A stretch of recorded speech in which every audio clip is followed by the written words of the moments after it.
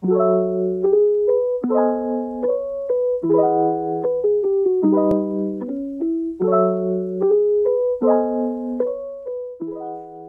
Tuhan, hai jiwaku, dan janganlah lupakan segala kebaikan-Nya. Tuhan adalah penyayang, Tuhan adalah pengasih, panjang sabar dan berlimpah kasih setia. Setinggi langit di atas bumi, demikian besar kasih setia-Nya kepada orang-orang yang takut akan Dia. Selamat malam, Bapak Ibu, saudara-saudari, pendengar yang terkasih, berkat Tuhan menyertai kita semua. Bahagia sekali pada malam hari ini kami bisa menyapa Anda semua dalam acara Siraman Rohani Katolik. Acara pada malam hari ini terselenggara atas kerjasama Radio Republik Indonesia dengan Seksi Komunikasi Sosial Paroki Katedral Bogor.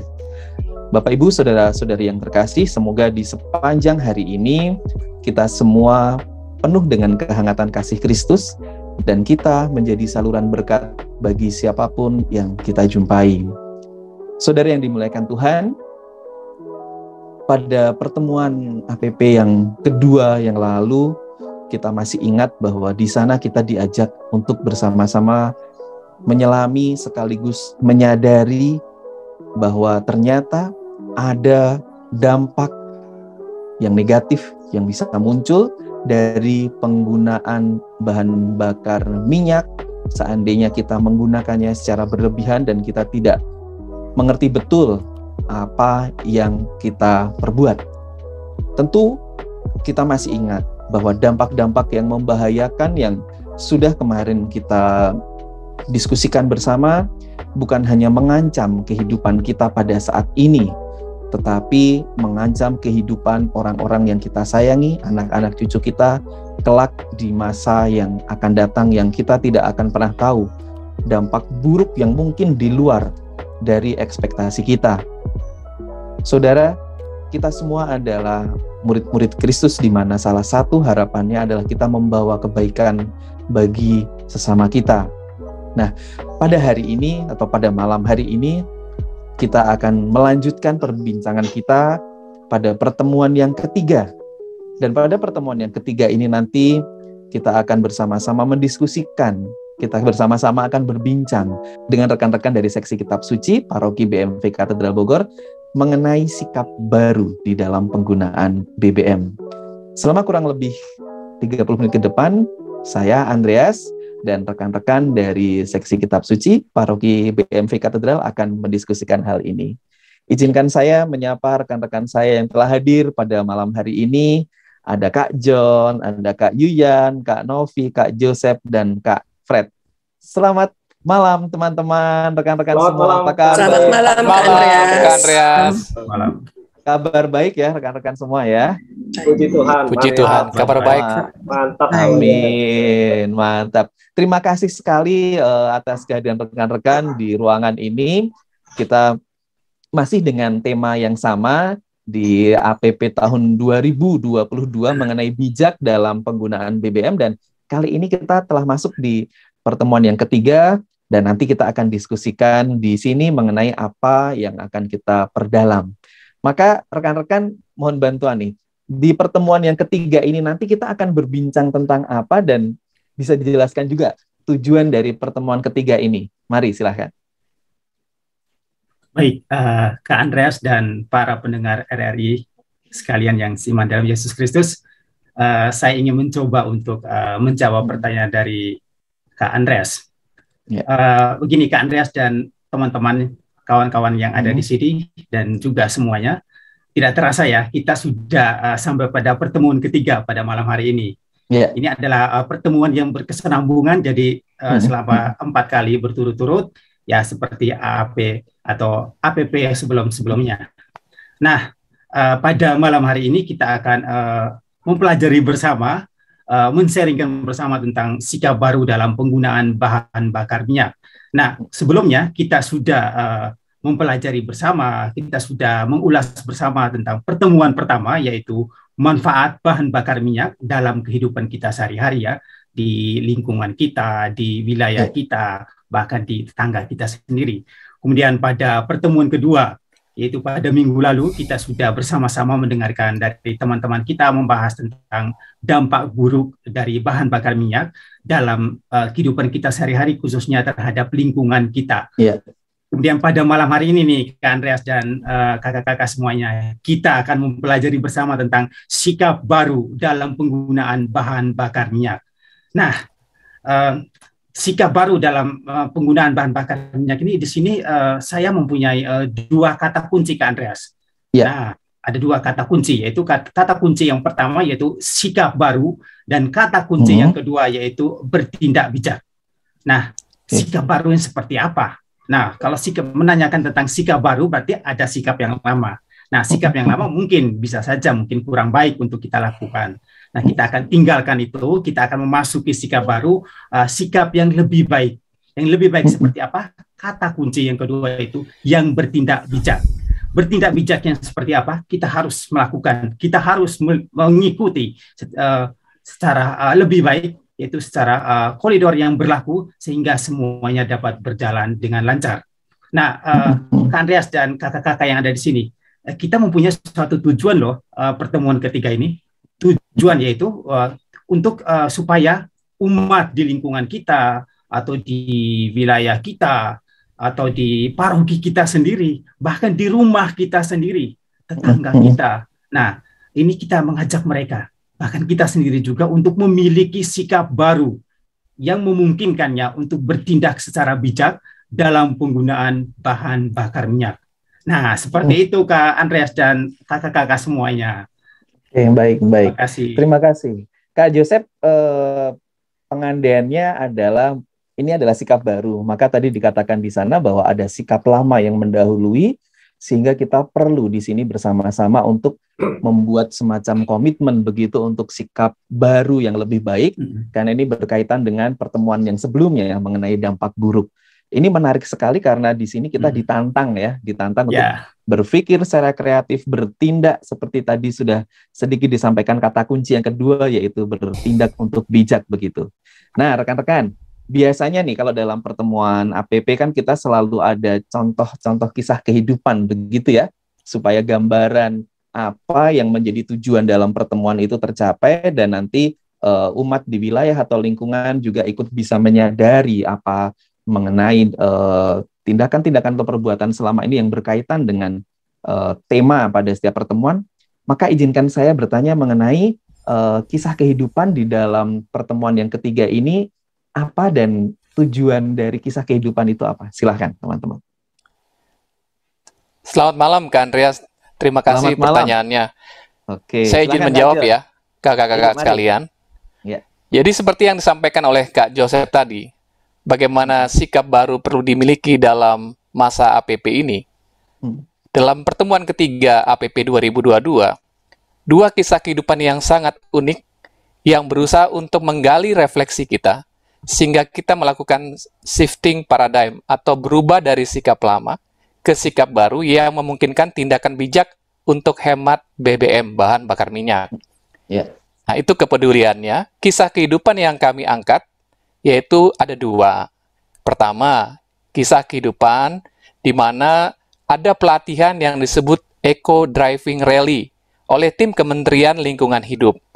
Mereka melatih supir-supir angkot di kota Jakarta sehingga mempunyai sikap baru dalam mengendarai kendaraan dengan baik dan benar. Tujuannya adalah agar dengan demikian mereka bisa hemat bahan bakar minyak dan polusi udara yang dihasilkan akan lebih menurun atau lebih sedikit. Itu termasuk bagaimana kita refleksi bersama untuk menemukan sikap baru di kisah kehidupan yang pertama. Kisah kehidupan yang kedua tidak kalah menarik, yaitu gerakan aktivis Nebengers di kota Bandung. Nah, gerakan ini sungguh-sungguh luar biasa, karena kepedulian mereka melihat kemacetan itu berdampak. Kemacetan kendaraan di kota Bandung itu berdampak terhadap polusi udara. Makanya, kepedulian mereka adalah bagaimana mengurangi polusi udara di kota Bandung dengan cara menekan angka kemacetan. Begitu kan, Andreas, dua kisah kehidupannya. Ini menarik karena ini sangat berkenaan dengan hidup kita sehari-hari ya, Kak John ya.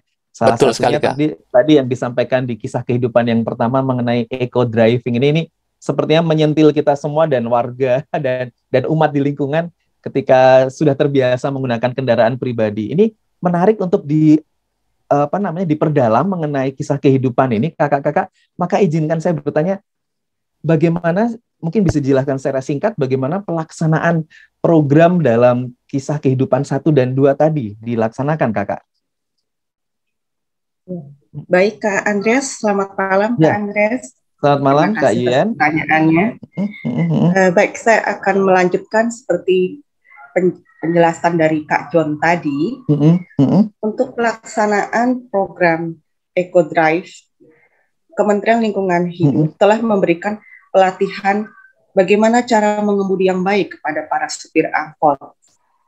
Ya, misalnya saja seperti para supir angkot ini diajarkan tidak boleh menginjak rem secara mendadak, injak pedal gas harus pelan-pelan, dan apabila kalau sedang macet di jalan dalam waktu yang cukup lama, sebaiknya mesin mobilnya dimatikan. Nah, untuk program yang kedua, di kota-kota besar telah dibuat komunitas Nebengers. Demikian, Kak Andreas.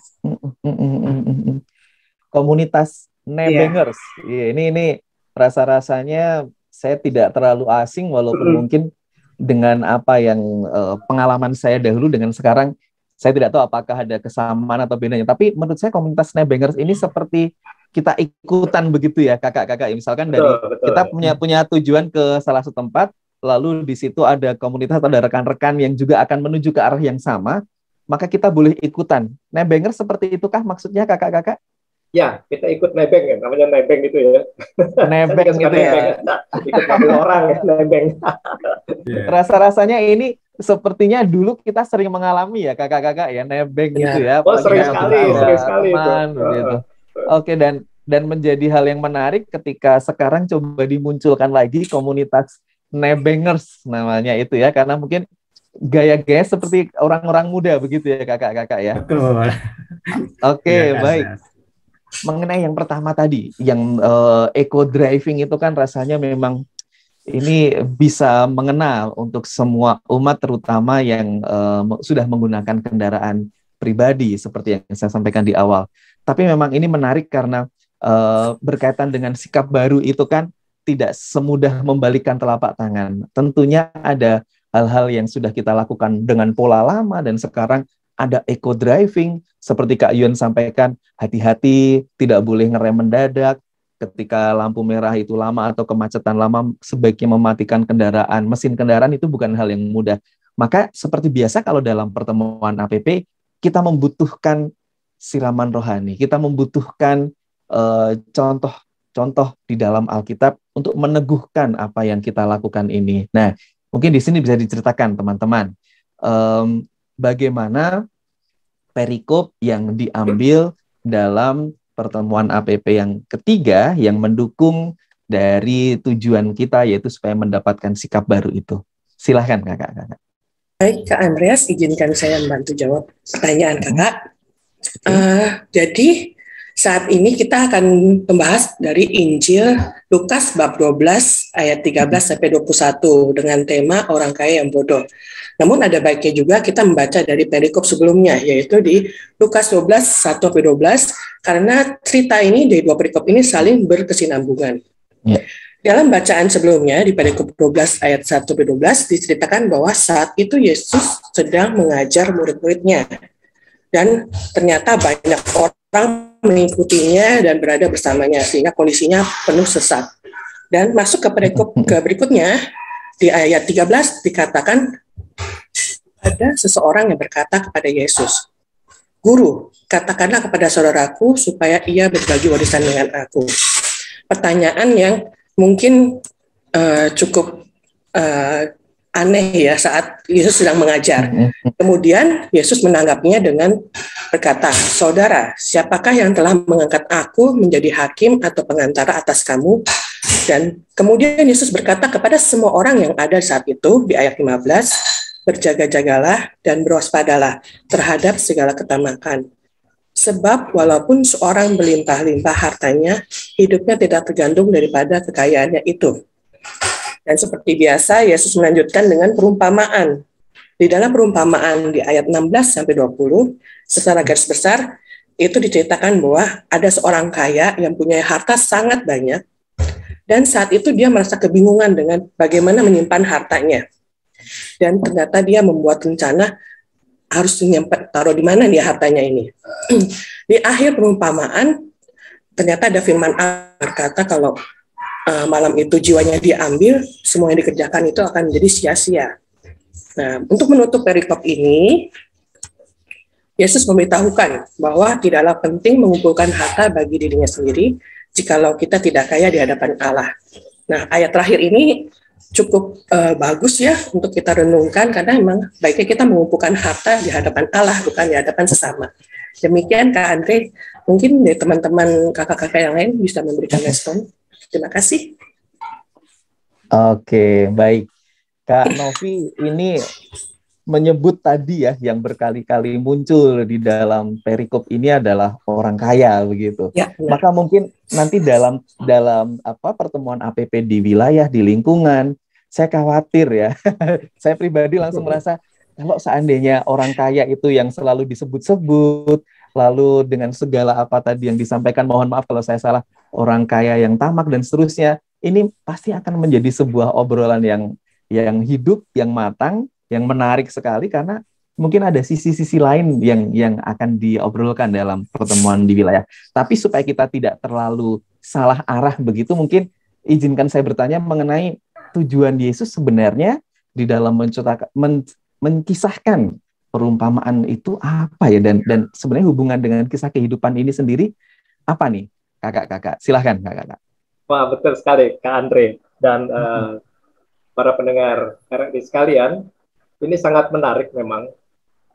Jadi kita harus ingat dulu atau kita sadari bahwa ini adalah mimbar agama, bukan mimbar ilmiah tentunya ya. Okay. Sehingga yang utama di dalam kita berbicara pada mimbar ini adalah bicara tentang Tuhan tentunya, Sang Pencipta, gitu ya. Kemudian dalam konteks APP, kalau kita lihat bukunya, petunjuknya, baik kisah kehidupan maupun kitab suci, itu judulnya adalah pendalaman iman.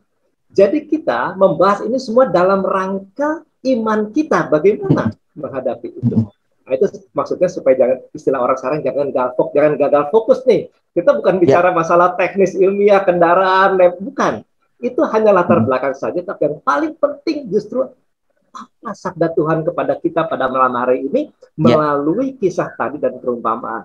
Nah, Yesus mengatakan, tadi sudah diceritakan oleh Kak Mona tadi, Kak Novi, itu bagus sekali begitu ya. Jadi ada kata kunci di ayat 15. Kata Yesus kepada mereka. Jadi yang bertanya itu satu orang, tapi Yesus menjawabnya kepada semua orang. Nah, itu kita bisa peranggapkan juga berarti malam hari ini Yesus berbicara kepada kita juga yang hadir di sini dan para pendengar. Karena kita yakini, kita imani bahwa kitab suci adalah sabda Allah yang hidup, yang bukan hanya peristiwa 2000 tahun yang lalu, tetapi dia berbicara pada malam hari ini kepada kita. Kalau tadi kisah kehidupan adalah kisah-kisah yang sudah lampau dan dia berhenti di situ, walaupun dampaknya masih ada, tapi khusus kitab suci ini, pada detik ini juga Yesus sedang bersabda kepada kita. Nah, kata kunci dikatakan di ayat 15. Berjaga-jagalah dan waspadalah terhadap segala ketamakan. Ketamakan.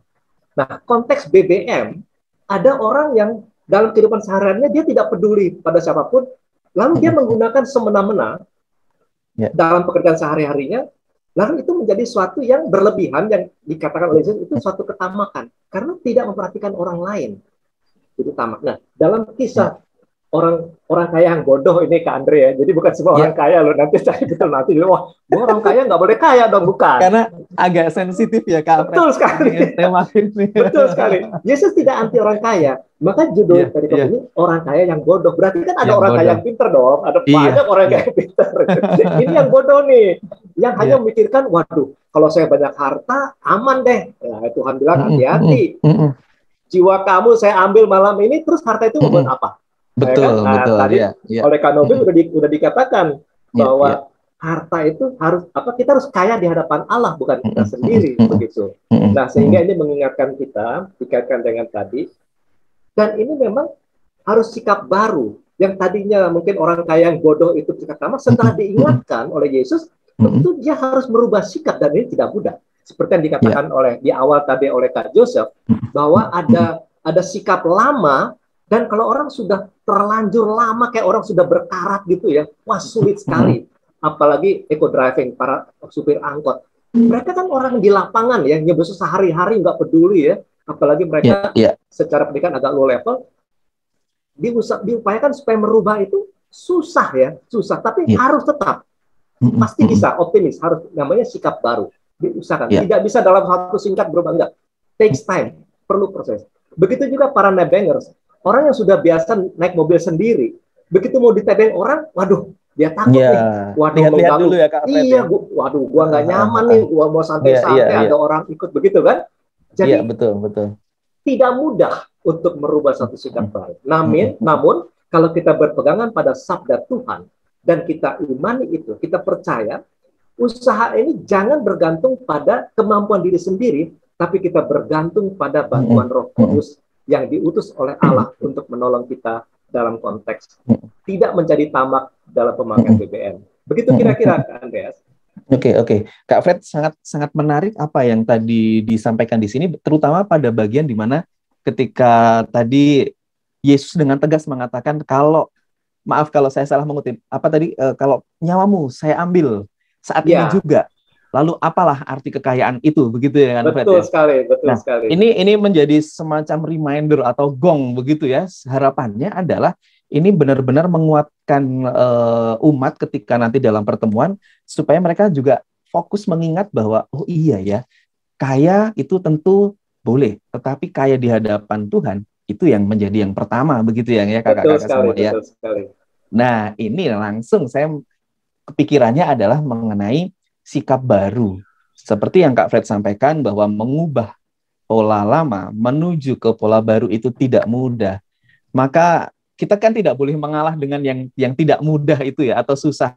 Tentu kita nggak boleh mengalah. Saya kira rekan-rekan di sini sepakat. Susah tapi bukan berarti nggak boleh kalah, begitu kan ya. Nah, adakah ini pengalaman dari rekan-rekan semua di kelompok ini, pengalaman mengenai bagaimana ya kita bisa menyadarkan, kita bisa menggugah, kita bisa terus-menerus mengingatkan supaya sikap baru itu nggak boleh kalah dengan sikap yang lama. Adakah cara-cara tertentu yang sudah diusahakan oleh rekan-rekan di sini berdasarkan pengalaman-pengalaman yang sebelumnya? Silakan kakak-kakak. Saya boleh lanjutkan ya. Silakan. Kebetulan di antara teman kita ini ada Kak John yang dia itu ketua lingkungan. Oke. Nah, tadi banyak pertanyaan, bagaimana caranya suatu yang sulit ini tapi bisa tetap berjalan dan kita saling. Nah, itu bisa terjadi kalau kita melakukannya di komunitas basis terutama. Kita konteks gereja Katolik, kita bicara komunitas basis yaitu lingkungan. Nah, lingkungan itu secara psikologis kita sudah saling kenal. Jadi tidak ada lagi hambatan-hambatan psikologis ya, karena kita udah hari-hari di situ, kita kenal, say hi, apa gitu. Nah, kita bisa saling mengingatkan. Tidak harus dalam pertemuan-pertemuan formal lingkungan, kita bicara ini, itu juga bagus. Tetapi sehari-hari saya mencontohkan, saya ketemu Kak John misalnya jalan, dan sedang nyetir mobil nih. John mau kemana? Jakarta. Jangan lupa, ajak-ajak temen tuh di jalan kalau ada yang mau nebeng loh, supaya hemat gitu ya. Hati-hati. Terus betul. mengendarai kendaraan itu jangan injak rem mendadak supaya penghematan. Nah, kira-kira gitu ya, secara guyon gitu. Tapi itu reminder. Itu yang bisa kita lakukan, betul, karena itu perlu sehari-hari. Kira-kira itu, Kak Andre. Saya jadi teringat tadi pesan ketika Kak Fred menceritakan, ingat di jalan jangan terlalu berlebihan ketika mengendari kendaraan. Tahu nggak Kak Fred dan teman-teman, saya juga punya reminder versi saya sendiri untuk mengingatkan saya ketika di jalan tidak boleh sembarangan begitu. Coba tebak siapa itu? Itu adalah anak saya. Sama. Saya yakin semua di sini sama ya kakak-kakak ketika kita mengendarai kendaraan, dan kita sudah mulai emosional begitu, ingin mengejar waktu, ingin cepat-cepat. Lalu itu kan berpengaruh ke cara kita mengendarai. Biasanya akan ada reminder melalui anak yang ada dalam kendaraan bersama dengan kita. Ini luar biasa. Mungkin kakak-kakak yang lain adakah pengalaman serupa mengenai cara ya, ini sikap baru itu sungguh-sungguh saya sangat sepakat itu perlu terus diperjuangkan. Karena Yesus sendiri bersabda mengenai kekayaan itu, bahwa itu nggak akan ada artinya kalau malam ini juga engkau saya panggil. Ini kan reminder yang bagi saya sangat kuat sekali ini pesannya. Nah, untuk kakak-kakak yang lain, adakah pengalaman serupa misalkan mengubah pola lama ke pola baru begitu? Baik, Kak Andreas, saya ingin respon sedikit dari Kak Fred tadi. Tadi aku mendengarkan ada kata-kata komunitas basis ya. Nah, Kak Fred sama Kak John ini kayaknya satu lingkungan nih. Rasanya tidak adil kalau tidak ditulari kepada lingkungan yang lain. Setuju Kak Yosef. Nah, yang ditularkan itu kayaknya bukan Omikron deh.